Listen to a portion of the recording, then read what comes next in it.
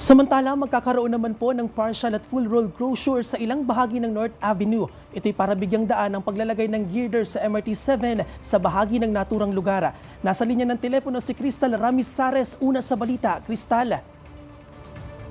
Bien, malapit na ang matapos ang pinakahinihintay ng mga commuter na MRT-7 line na may 14 train stations na magkokonekta sa Quezon City papuntang Bulacan.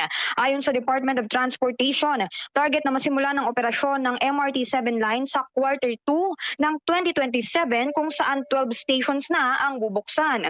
Sisimulan na ang installation ng turnback girder ng MRT-7 sa kahabaan ng EDSA mula North Avenue hanggang West Avenue sa susunod na linggo. Ayon sa kontraktor nito na VPS Steel Structure Corporation, ikakabit muna ang mga tower supports bago ang konstruksyon ng mga steel turnback girder na magkakarga ng dadaanan ng tren. May schedule na susundin ang installation sa kahabaan ng Cubao papuntang Balintawak at West Avenue hanggang Quezon Avenue. 3 buwan ang gugugulin ng buong proyekto mula February 1 hanggang May 2026. Sa layo na mabawasan ang epekto nito sa trapiko, makikipagtulungan ang MMDA sa lokal na pamahalaan ng Quezon City para maikasa ang kanilang traffic management plan.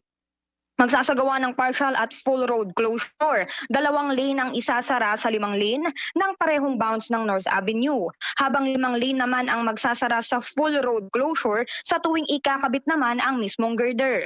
Paliwanag rin ni MMDA Chairman Don Artes, kaligtasan ng mga motorista ang kanilang prioridad sa gagawing road closures upang maiwasan ang mga construction-related na aksidente.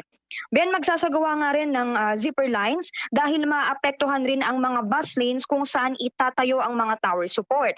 Magde-deploy rin ng mas maraming traffic enforcers at marshals para mag-assist sa mga motorista sa mga alternatibong ruta na maaari nilang daanan. Nauna sa balitang totoo at laging bago, Crystal Ramizares ng IBC 13 para sa Alauna sa Balita ng Congress TV.